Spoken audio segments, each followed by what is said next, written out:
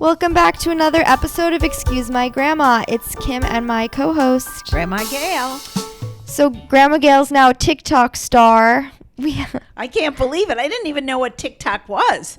Well, I feel like every time you ask me about it, you don't even call it TikTok. You're like, how's the ticker talker? No, I thought it was a Tic Tac originally. Oh, yeah, right. I thought it was a Tic Tac, but I realized that's a mint. So and Poppy David was like, is TikTok sponsoring you? I was like, no, this isn't even related. But I think they should sponsor us since we got, what do we have up to? 1.7 million views on one of our videos. I can't imagine anybody wanting to watch over 1 million times our videos. It's the funniest thing I've ever seen. But anyway, thank you, Mr. Tick and Mr. Todd.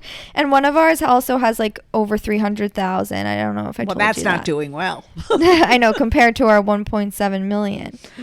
Kimmy, what are we going to talk about this week? Okay, well, I want to talk about dating types because I was having a conversation with one of my friends this week and she was saying, I only go for athletes, but by athletes in this case, she meant like college athletes, not professional athletes. That's a whole nother story. And I was like, it's so funny because like I have a different type. Other friends of mine have a different type. And I know this is always probably something that's existed, but do you think like the main types of guys have changed from like the 1950s and 60s? Not at all. No, I think people always were interested in certain types of individuals. If you loved sports as in high school or college, you tended to hang out with kids who had similar interests. So I think that goes without saying. I mean, if you're into the theater and the arts, then you would tend to want to date somebody who was also in that world. But there's a difference between like enjoying the arts and being like an artsy guy, like a hipster. Well, that's true. That's why. So there's like those very specific niche kind of people, and I want to go through the different categories. So let's start, I guess, with the artsy guy, right? The hipster. It's not necessarily like he likes to go to museums. He's just like what? Like a creative kind of individual. Yeah, he's into but he's going to be creative in his job. He's going to be creative in how he probably dresses and probably like definitely wears a beanie, lives in Brooklyn, isn't a huge texter, but somehow like responds to everything on social media. I feel that maybe sometimes they have some issues with like commitment because they're like such individual free spirits. Like, oh, this sounds like a good description. Okay. All right.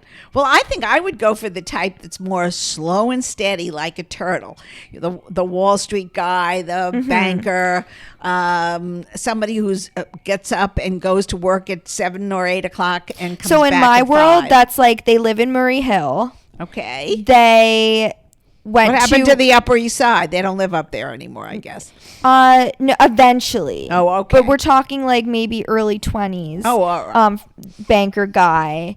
Still is friends with all of his fraternity brothers from college. I like these guys. That this appeals is to so me. not me. What else did they do?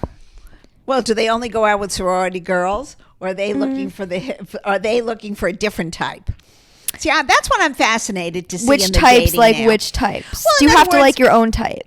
No, not. But girls fall into the same categories. I mean, girls are the athletes. Girls are into the arts. Girls are into I don't know, what would you say? Into the stock market, into finances. Yeah, but true. But I think they have different tropes and connotations associated with it. Like the one who maybe has a good job, or the Upper East Side girl, typically they could be called the high maintenance one or something like that. Like, you know what I'm saying? Like it's different when it's a girl with that personality versus a guy with that personality. Oh, you're doing a dual standard. I'm not saying I believe this. I'm just saying societally.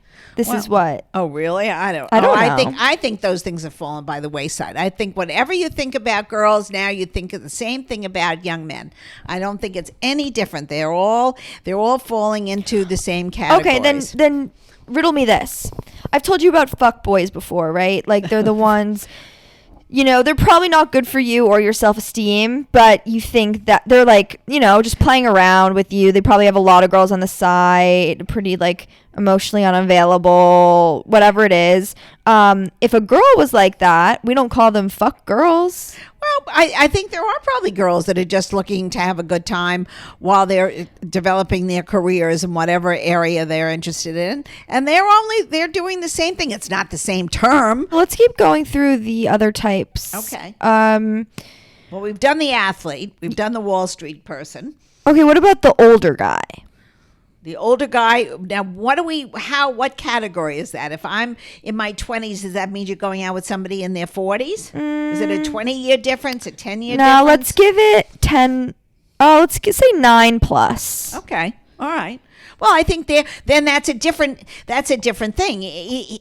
He or she is probably looking for somebody that is going to really make a commitment, because they've already been out there. They've seen what the good and the bad are out there, and they're probably zeroing in on somebody if they want to have zeroing in on somebody 10 years younger. I think that is very attractive.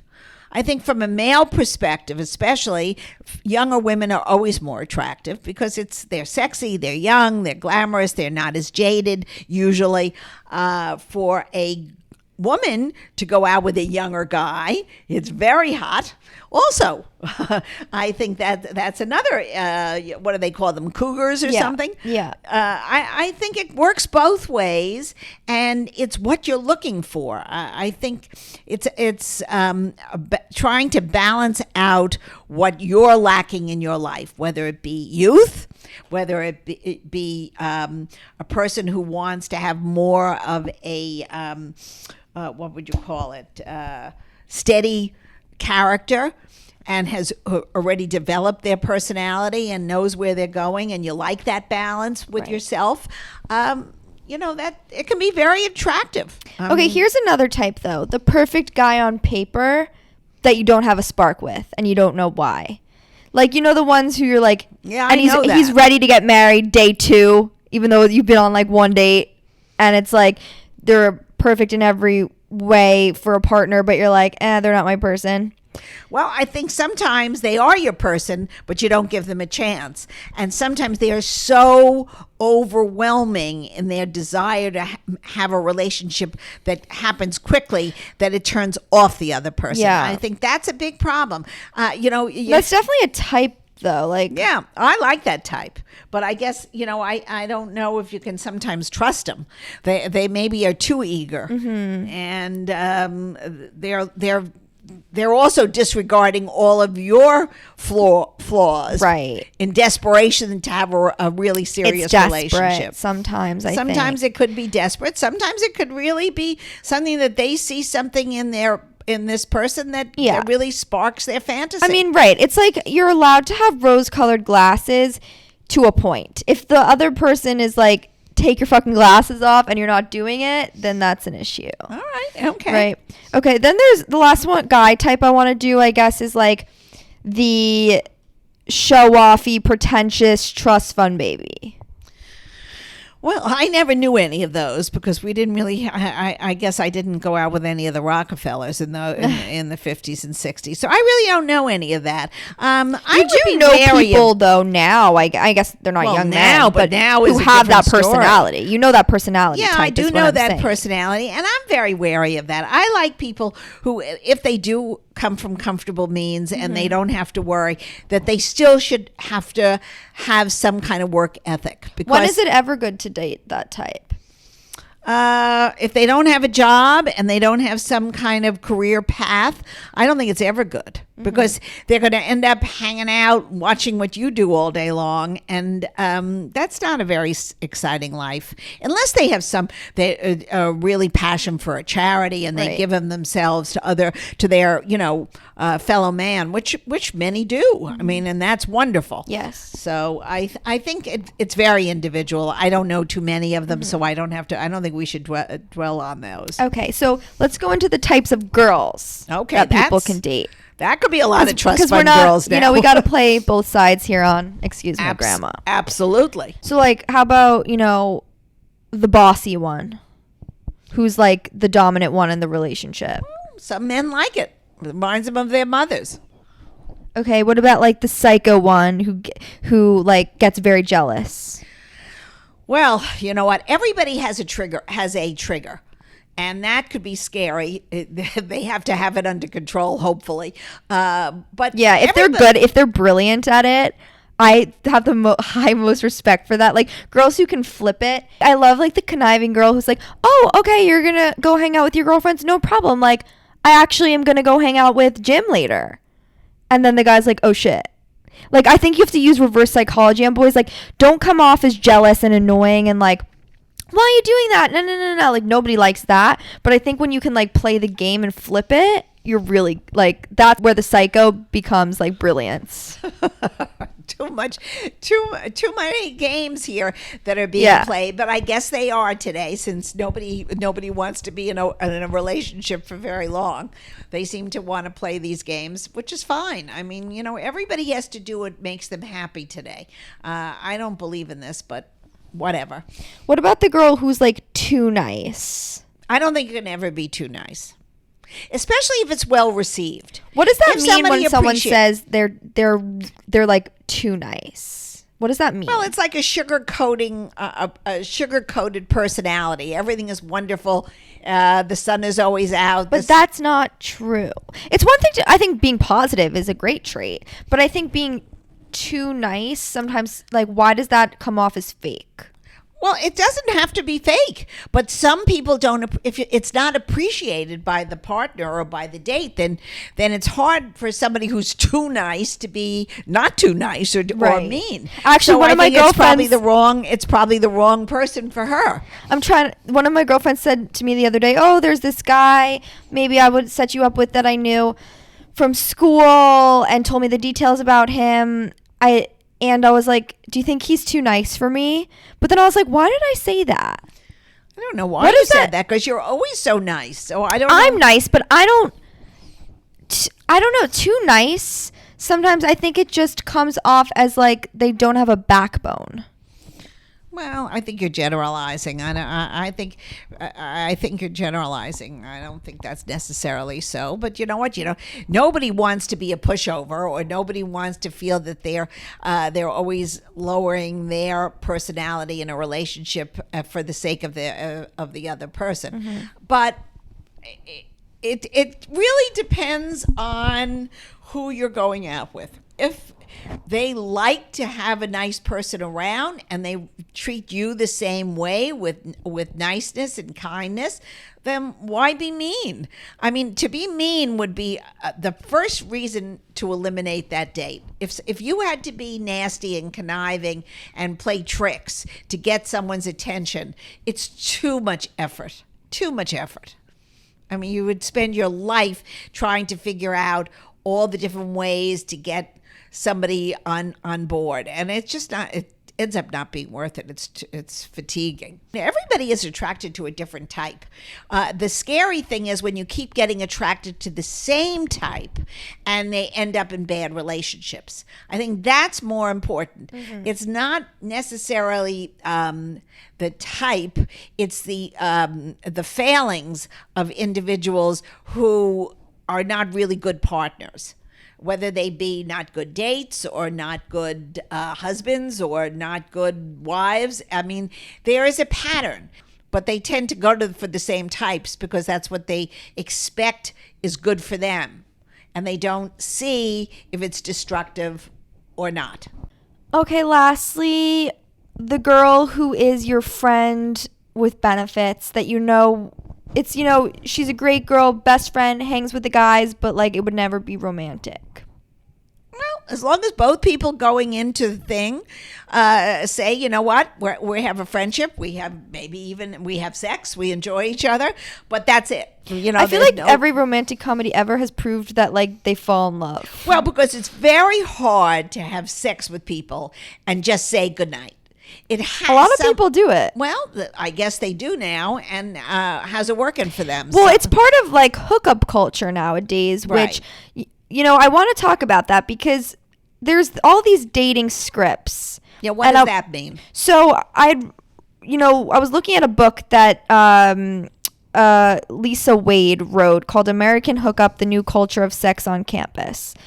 And it's all about college students, around, people in their 20s and just like hookup culture now in general.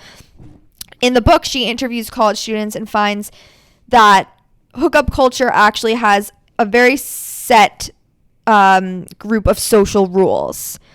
And basically, if in your generation, Grandma, casual sex was kind of a taboo topic, today, emotional intimacy has become taboo. So it's almost switched. So one of the rules that she talks about hookup culture is that it's very important that the hookup is meaningless. So if two college students are going to hook up and they want it to be meaningless, they have to make sure they both are aware of that and everyone else understands that it means nothing. And they do that by either, when they hook up, making sure they're drunk or appear to be drunk. After the fact, that they, give that other person a demotion in their lives. So, don't send them a text, don't talk to them about a lot.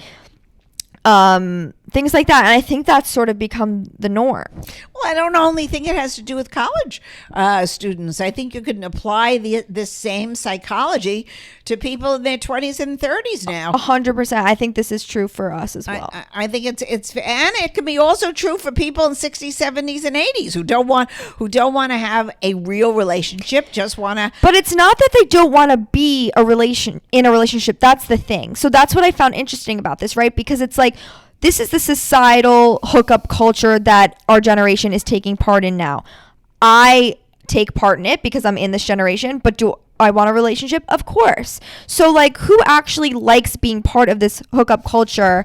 And how do you not normalize it? That's the question. Well, I think it can be very hurtful because usually one partner in these hookups, I have a feeling, cares more about the relationship than the other.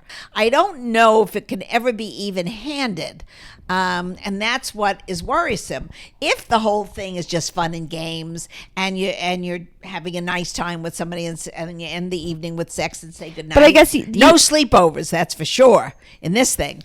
I mean, this is strictly flim flam bam and goodbye. No, but these people have sleepovers. They do the intimate things. They do, but are not thing, allowed to be emotionally intimate. Well, I think once you're sleeping over, it becomes intimate.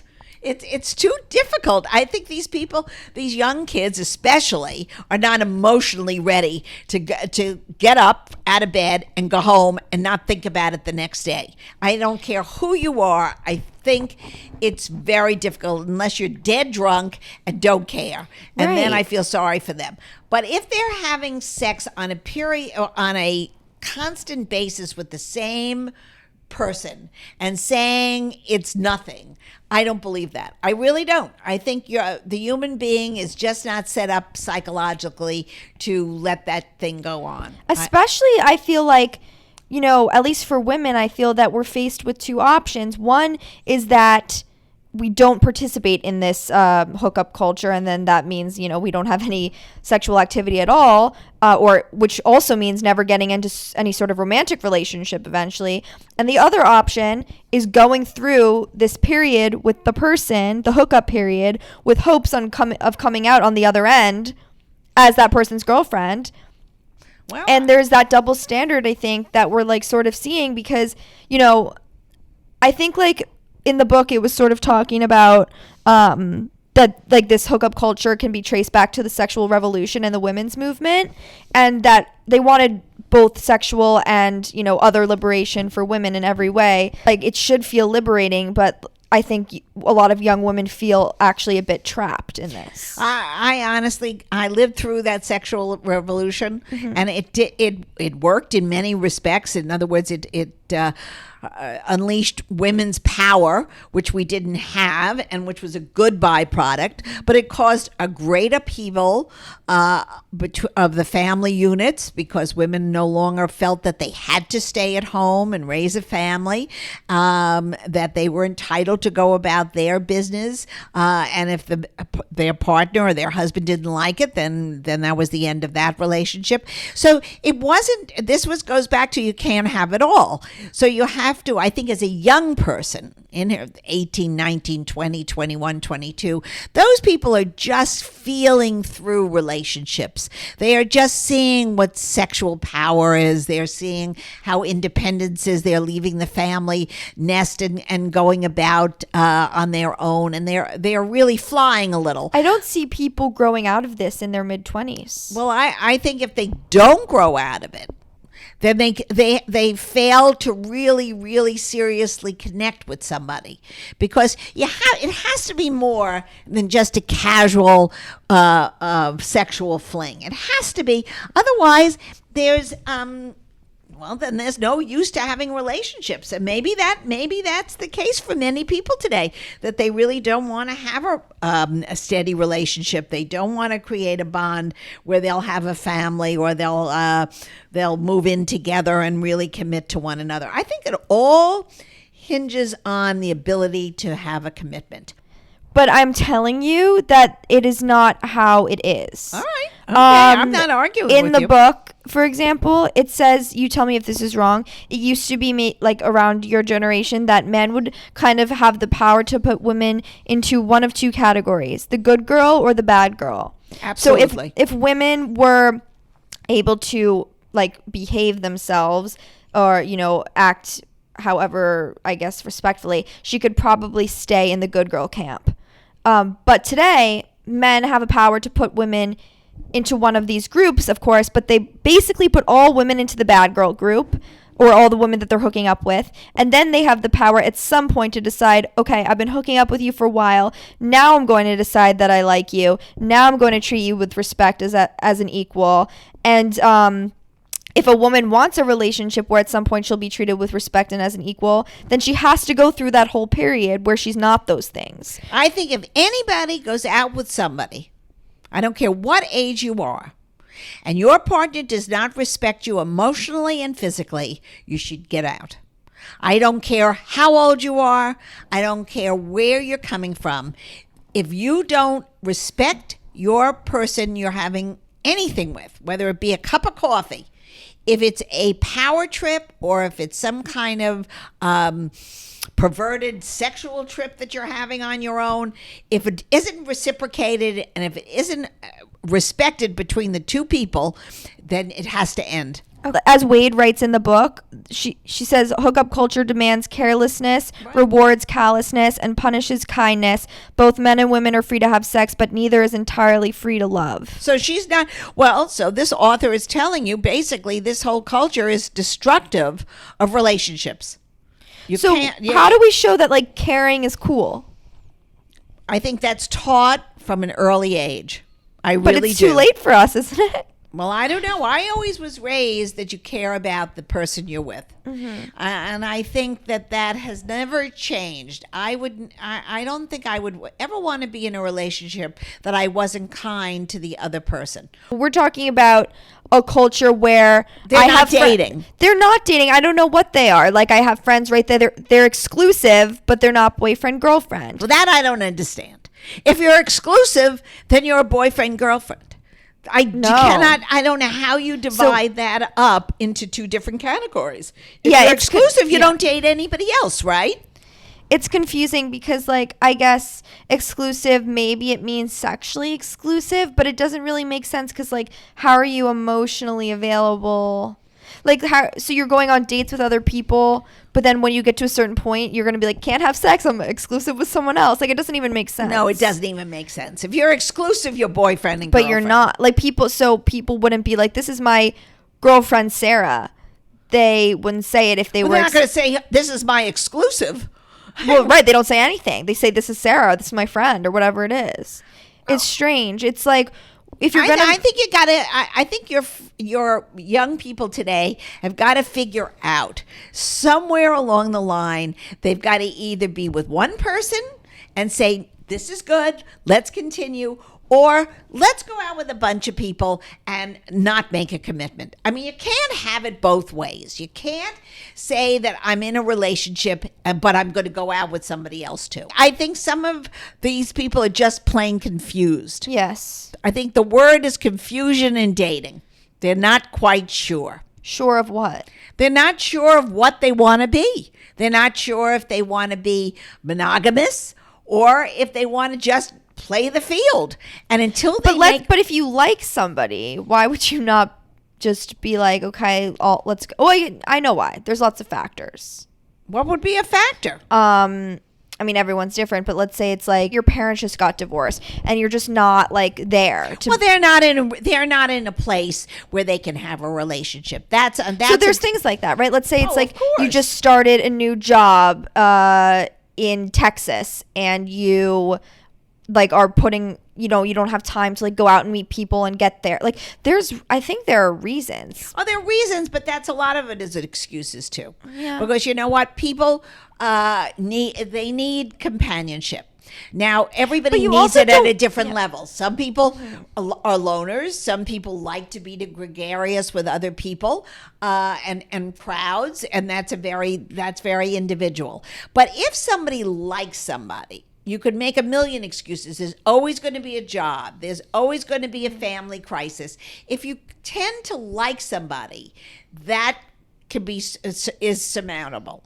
But why do you have to be boyfriend and girlfriend? Like, why do you have? You don't have to be. But the point is, if somebody is exclusive with one another and they're not going out with other people, then you're a boyfriend girlfriend. Okay, so now I'm thinking about this. I think this is where exclusive comes from.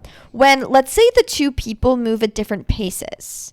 So let's say like a girl and a guy are going out. She knows date 2. I'm into this person. I want them to be my boyfriend. And the guy's like, I like you, but like I'm not there yet. And she says, well, I really need to know whether you're seeing other people. And he says, okay, well, we're exclusive because I like you, but like I'm not ready to be like you're my girlfriend. Well, so I think she's rushing it. I think that. Obviously that was an extreme of 2 dates or whatever. But let's say it's been 2 months. Right. Well, I think that's an individual thing. I would hate to think that if I was dating somebody and of course having sex and with that person as well, I would not feel comfortable if he was also sleeping with somebody else, and I would expect him not to be comfortable for me to sleep with somebody else if we really liked each other. But how would you know if they were? I think I would ask. You would ask? I think I would say, listen, are we together as a team? I don't mean that we have to get married. I don't mean that at all. But are we dating exclusively and not dating others right now? And let's say he's like, you can't date. Over the years, you could have a lot of exclusives. Yeah, but of course, like, the person will be like, okay, yeah, I'm not dating anyone else right now. It's like, okay, that doesn't mean next week. I think while somebody is psychologically involved, and I think a lot of it is psychological. You can't emotionally be involved with 3 people at the same time. You could, if you're casually dating, that's another story. Then you can casually date as many people as you want. I mean, that's fine. But once one person now likes want to take the relationship a little bit further, they got to touch base with their partner and say, listen, are you on the same page with me, or are you not there yet? If he says he's not there, or she says she's not there yet, then you have to date other people. You have to back off, and they are entitled to date other people, and you have to realize that. Right. Then you have to realize, well, I'm going to take a leap forward. I understand what he's saying, and if you like him enough to stick in that relationship, then you do. Otherwise, you just say goodbye. Everybody says goodbye today. There's a very big waving of goodbyes, I notice. What do you mean? I think people say goodbye very quickly, whether they're nervous that it might be more serious than they thought it would be. So I think that they're a little fast on the trigger to say goodbye. When I was dating, we could date somebody for a year because we didn't really have sex with them. Yeah, that's so funny. Like, a lot of my girlfriends will be like, why do I need to do a second date? Like, I was like, well, why wouldn't you? But why wouldn't you? Because you really don't know them. Right, because they're like, I'm not in love. How do you not know how do you know somebody on a 1 or a 2 or 3rd date? You really, it takes a while to understand somebody's likes and dislikes, whether they're nice, whether they're not nice. If somebody's a murderer, forget it. I mean, you know that a psycho right away. But if somebody is just a nice person, it takes time to develop a relationship. I don't see it happening on 2 and 3 dates. I think that's unrealistic. All right, Kimmy, what do you think advice we should give to this generation? Get in or get lost. I don't think they're in this generation at all. They don't get it.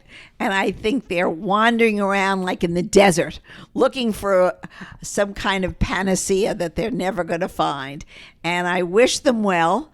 I hope that But it's a lost cause, losers. It's not a lost cause, but it's a very long struggle to get through the desert because you can't, if you don't touch somebody emotionally, and if it's strictly a sexual relationship and you don't have any feelings other than that, it's maybe what people think is to touch someone emotionally, you have to touch someone physically first. That's what hookup culture is. I understand that, but once you've hooked up, then that's it.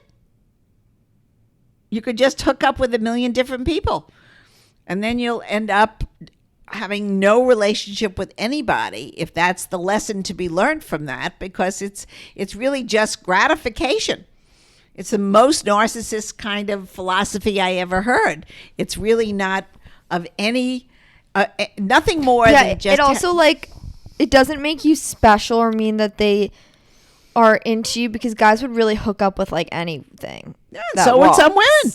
What? And so would some women. I think the whole thing has basically reduced sex to just nothing meaningful. It's just, okay, let's say goodnight, let's have sex, I'll see you tomorrow. To me, that's very sad. Mm-hmm. But I think once you get out of the college mode and you get into the real world and you have real situations and you have life experiences and you've got a job and you've got all these other forces around you, I think then relationships become a little more serious because you're looking for the next steps. You're not just looking for a casual relationship. So I think it's stages. Yeah. I think it's stages. It's just like passages, what we used to call passages. This is a different passage. I think the passage of strictly sex is one But for some reason, it's more acceptable to stay in this passage for like a long time. Like, I've obviously dated guys in their 30s who are still in this passage. Well, because they'll never grow up, probably. Right, and that maybe that was just like Peter Pan syndrome. Exactly. I mean, I think guys in their 30s who are doing this are just, they're never going to. It seems like there's more of them. I mean, maybe there's always been, since the beginning of time, there's always some guys who were like that. I think they're who just are like immature. forever bachelors. Yeah. But like, seems like there's more and more of them. I don't know. I see an awful lot of young people who are pushing baby carriages and going with their wives and husbands on Madison Avenue and Park Avenue and First Avenue and Second Avenue, and have made all the avenues. All the avenues. West Side, East Side, Lower Manhattan, Upper Manhattan. They seem to find it must be my 5-block radius that everyone's single. Well, that could be. Maybe I have to move. It'll fix my problem. All right. Okay. Okay, let's get on to our 50s rom-com movie of the week. People really look forward to this, Kimmy. So what do you? Oh, really? What do you think? Yes. Somebody said to me the other day, "I love your movie selections." So let's hear what you're suggesting. I've loved these movies forever, so I'm happy to share them. I watched the other day That Touch of Mink. 1962. I know it's 60s and not 50s, but same thing. Doris Day and Rock Hudson. No, oh my gosh, no, my favorite, Cary Grant. Really? Yep. Wow. Okay. Well, he was much older than she. Yes, much, and it played into the role. He was like, so we're choosing this one because he fell into the type of the, show-offy, pretentious rich guy and the younger girl. The girl who's also, she was very anxious. Remember, she like breaks into hives when she finds out they have to share a room on the vacation. And he was kind of like, oh wait, this is also perfect about our exclusive conversation, because remember she was like,